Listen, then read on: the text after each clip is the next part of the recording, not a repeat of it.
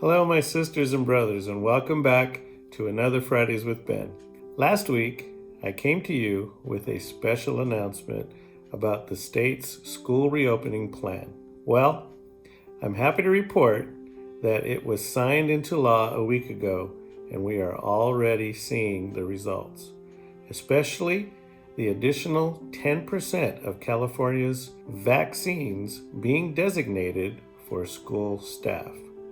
I'm grateful our members have the opportunity to receive vaccines, and I'm encouraged by all the members from around the state I've heard from who have already gotten theirs.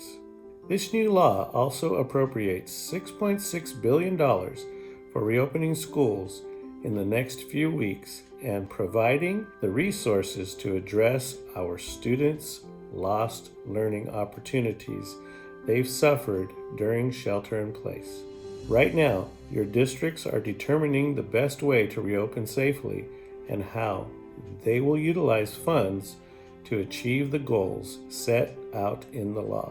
It's important they include our bargaining units in this decision-making process, and I encourage our chapter leaders to make sure you are communicating with your labor relations representatives to work with districts during and after the return to school site learning transition. Specifically, you should make sure your district uses their share of the $456 million for rehiring laid-off paraeducators and hiring new paraeducators is used for that purpose, and that at least 85% of the lost learning opportunity funds are spent for in-person learning.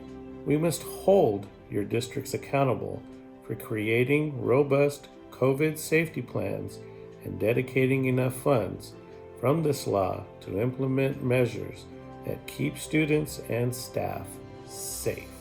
Remember, communication and sharing of information is key to this process, not just between the districts and chapter leaders, but between chapter leaders and your members. Speaking of sharing information, last week also saw our best attended paraeducator conference ever. More than 2,300 were in attendance, which was nearly 1,000 more than ever before.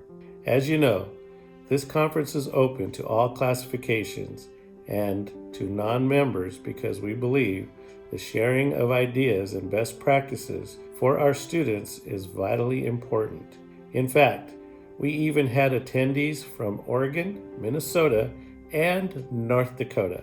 I love to see that during a horrible pandemic that has restricted much of the way we live, CSEA has seen the best activity in our history for our member events because we are able to hold them virtually. And that leads me to another big announcement, which is that the conference committee and your board of directors has decided that our annual conference will again be held virtually this year.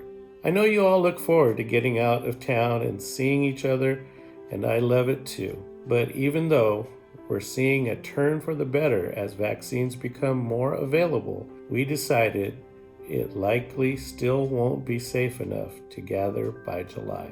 Even though many of you are getting vaccinated, there are members who cannot receive it for many different reasons, and our dedicated CSEA staff are not yet eligible for the vaccine.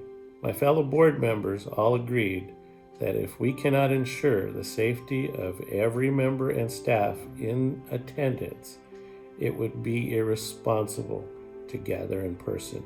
But the great news is that more of you will be able to attend just like last year, and it will be even bigger and better this year.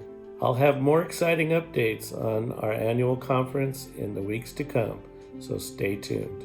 Well, as we prepare to welcome our students back to school, please take every opportunity to protect yourself, your students, and your loved ones. Keep practicing the safety protocols that have kept us safe so far.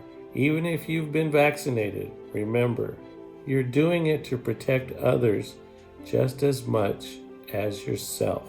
Be safe out there, and thank you for all that you do for our students and for each other. And remember, keep smiling. Thank you.